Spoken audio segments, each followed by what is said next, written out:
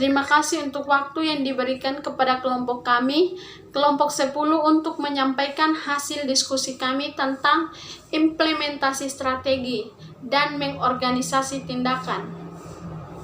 Yang pertama itu, siapa yang akan mengimplementasi strategi? Pelaksana strategi adalah orang-orang di dalam sebuah organisasi. Para direktur fungsional meliputi keuangan, pemasaran, sumber daya manusia atau operasi, atau juga para direktur divisi atau satuan unit bisnis strategi akan bekerja sama dengan bawahannya untuk mengimplementasi seluruh rencana yang telah dibuat dalam skala besar. Yang kedua itu, apa yang harus dilakukan? Hal yang harus dilakukan adalah yang pertama itu program.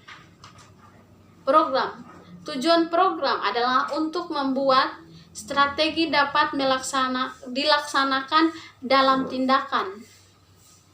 Yang kedua itu anggaran.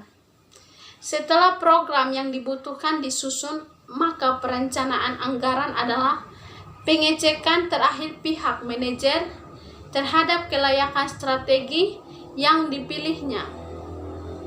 Yang ketiga itu prosedur. Setelah proses mendesain dan penyusunan anggaran program akan mengarahkan pihak manajemen untuk mengembangkan prosedur.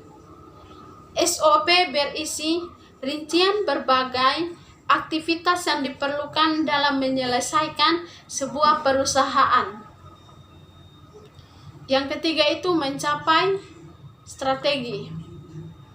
Menurut Igor Anshov, ada 4 jenis sinergis yang seringkali mempengaruhi keberhasilan implementasi strategi. Yang pertama itu sinergi pemasaran. Di sini sinergi pemasaran dapat tercipta melalui kerjasama antara saluran distribusi, wiraniaga, atau gudang penyimpanan. Yang kedua itu sinergi operasional. Di sini sinergi operasional adalah sinergi dapat diperoleh melalui penggunaan tenaga kerja dan fasilitas bersama atau melalui pembelian kebutuhan operasional bersama dalam jumlah besar, yang berarti pembagian biaya overhead yang harus ditanggung. Ketiga itu sinergi investasi. Sinergi investasi dapat tercipta melalui penggunaan bersama fasilitas produksi dalam pabrik, pembelian persediaan bahan baku bersama, penggunaan bersama, peralatan dan mesin-mesin pengelolaan. Yang terakhir itu sinergi manajemen.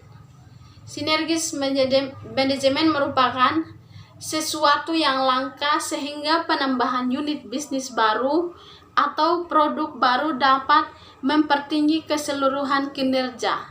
Jika pihak manajemen mampu menemukan masalah sebelumnya yang berhasil dipecahkan oleh unit usaha yang baru diakuisisi.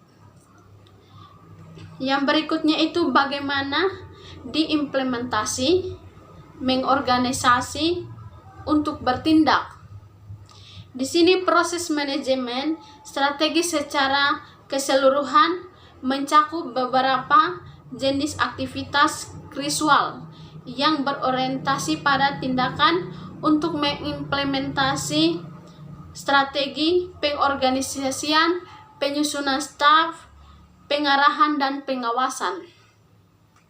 Sebelum rencana-rencana yang telah dibuat membawa kepada kinerja yang sesungguhnya, manajemen puncak harus memastikan bahwa perusahaan telah diorganisasi dengan baik. Program-program mendapatkan staf yang memadai dan kegiatan-kegiatan diarahkan kepada hasil-hasil yang diinginkan. Yang berikut, tahap-tahap perkembangan perusahaan. Tahap pertama, struktur sederhana. Tahap ini ditandai dengan keberadaan usahawan, orang yang mendirikan perusahaan untuk mewujudkan gagasan. Tahap kedua, struktur fungsional. Pada tahap kedua, sebuah tim manajer yang memiliki spesialisasi fungsional menggantikan tempat dan peranan wirausahawan. Yang ketiga, struktur divisional. Pada tahap ini, perusahaan memfokuskan perhatiannya pada pengolahan berbagai lini produk di berbagai industri yang dimilikinya dan mendesentralisasi wewenang pengambilan keputusan. Yang berikut, daur hidup organisasi. Selain mempertimbangkan perkembangan dalam struktur organisasi, pendekatan daur hidup organisasi menekankan terutama pada isu-isu dominan yang dihadapi perusahaan. Daur hidup perusahaan menggambarkan bagaimana organisasi bertumbuh, berkembang, dan pada akhirnya menurun.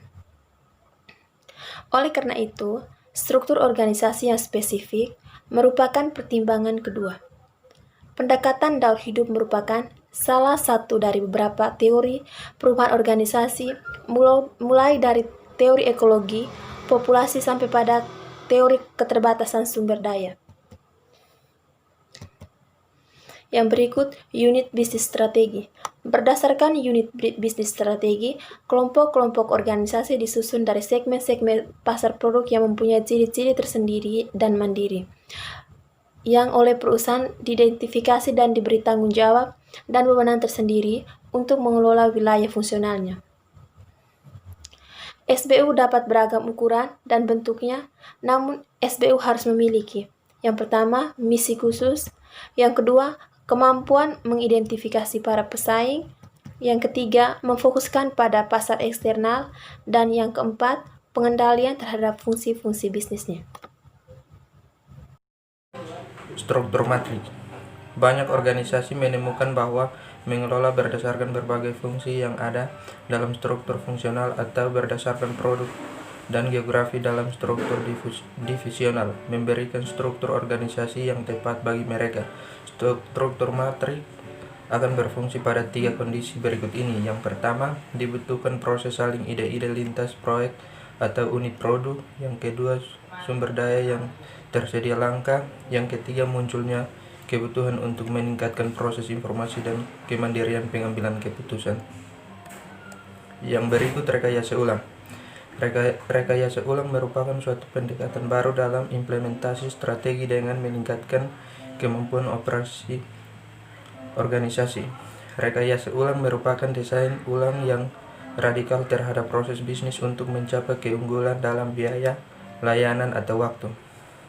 Dalam melakukan rekayasa ulang, Hammer menyerangkan prinsip-prinsip berikut ini. Yang pertama, mengorganisir berdasarkan hasil bukan tugas. Yang kedua, memiliki sumber daya yang menggunakan keluaran dari proses untuk membentuk proses selanjutnya. Yang ketiga, memasukkan pekerjaan pemrosesan informasi ke dalam pekerjaan real yang dapat menghasilkan informasi. Yang keempat, membagi sumber daya berdasarkan wilayah geografi walaupun sumber daya tersebut tersentralisasi. Yang kelima, menghubungkan berbagai aktivitas yang paralel daripada mengintegrasi hasil aktivitas-aktivitas tersebut. Yang keenam, menaruh titik pengambilan keputusan pada tempat pekerjaan tersebut dilakukan dan membangun pengendalian ke dalam prosesnya. Yang ketujuh, memberdayakan informasi semaksimal mungkin dari sumbernya. Yang berikut, mendesain pekerjaan. Mengorganisasi berbagai aktivitas sebuah perusahaan dan orang-orang yang ada untuk mengimplementasi strategi melibatkan lebih dari sekedar desain ulang keseluruhan struktur perusahaan, tetapi juga melibatkan mendesain ulang cara seluruh pekerjaan dilaksanakan. Model karakteristik pekerjaan atau job karakteristik model merupakan pendekatan lebih lanjut dalam job entriment yang didasarkan pada keyakinan bahwa tugas-tugas yang digambarkan dalam karakteristik tersebut mempengaruhi motivasi karyawan.